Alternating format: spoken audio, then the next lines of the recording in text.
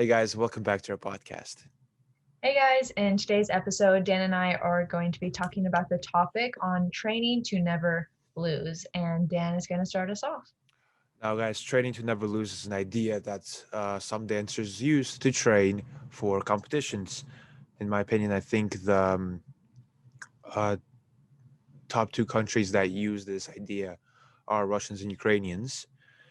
And what this whole idea is you train to the point where you're so confident in what you're doing that losing at the competition is not really an option. Um, so I personally think that it depends on you as a person if this idea would work for you.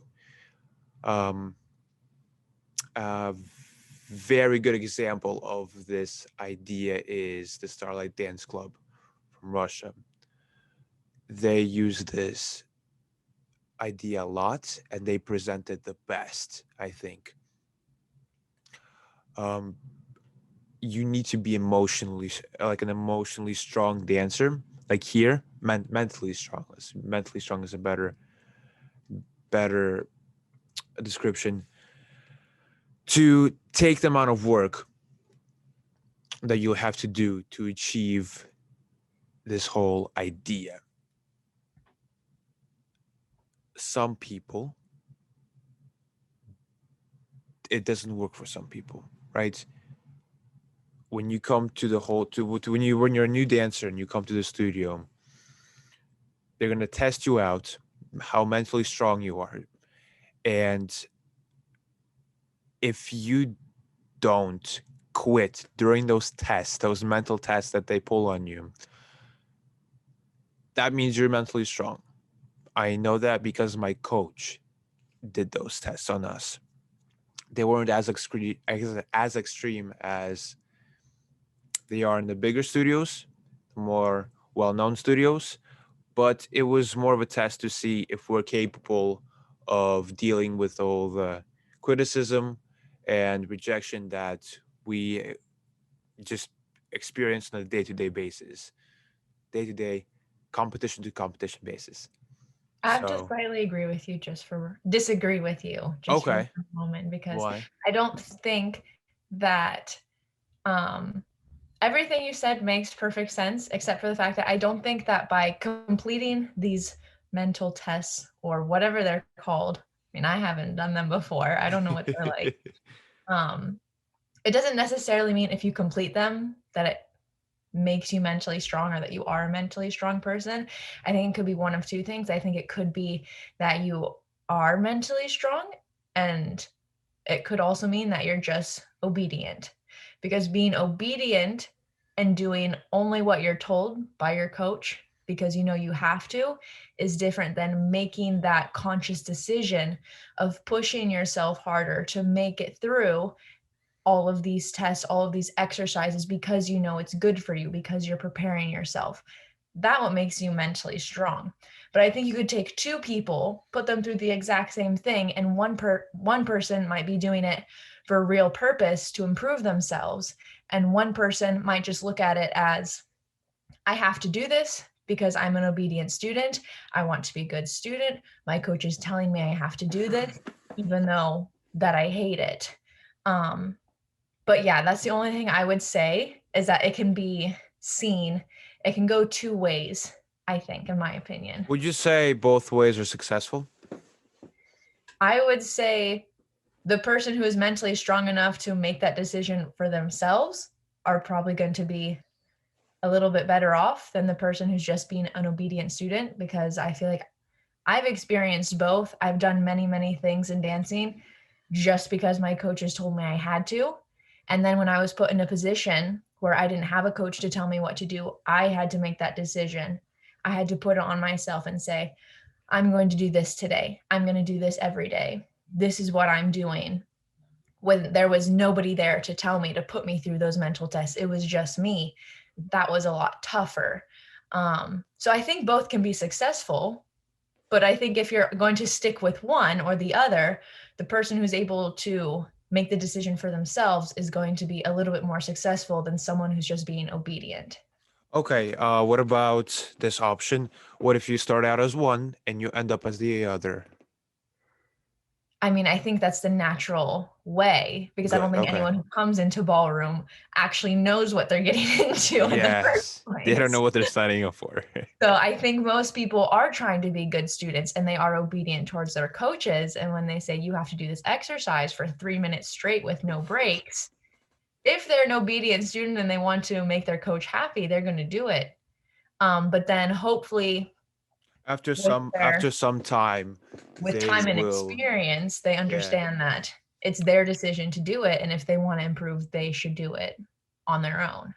So yeah, so the teacher will build their mindset, build their discipline, basically change you as a person. I think we all can say that we have all experienced this change as dancers.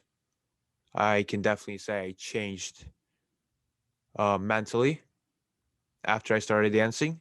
I became more disciplined in some ways.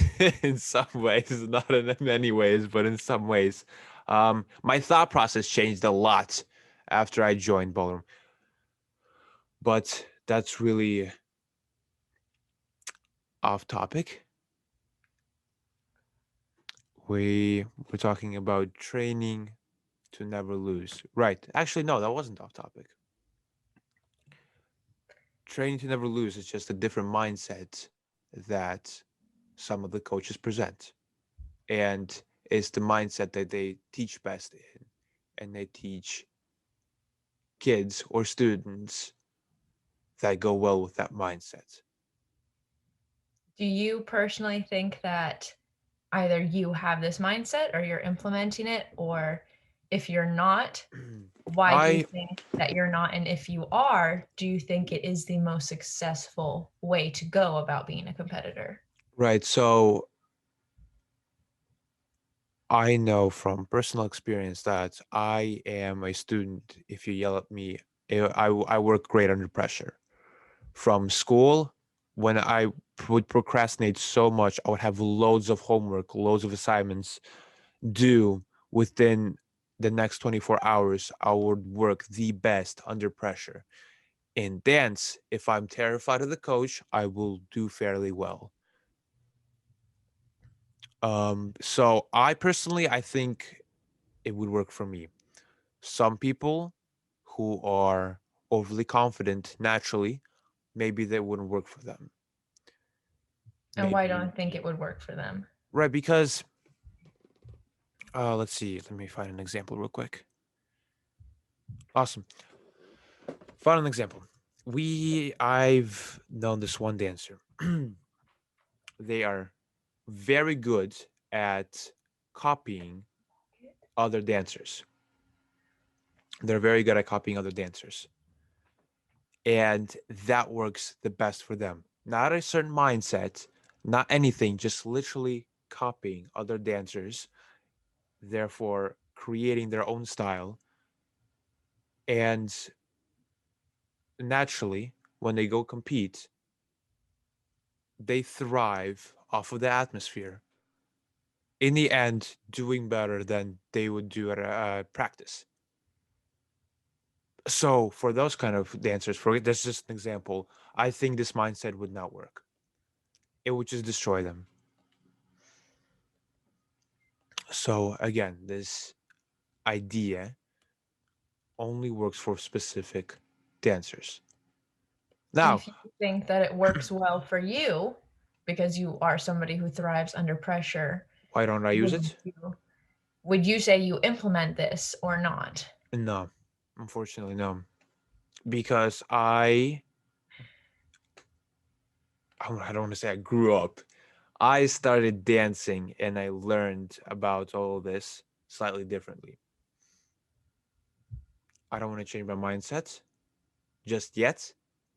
Maybe in the near future, maybe not in so near future, but overall, I don't think so.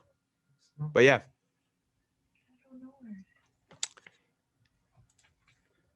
thank you guys for listening. We'll see you guys next time. Bye, guys.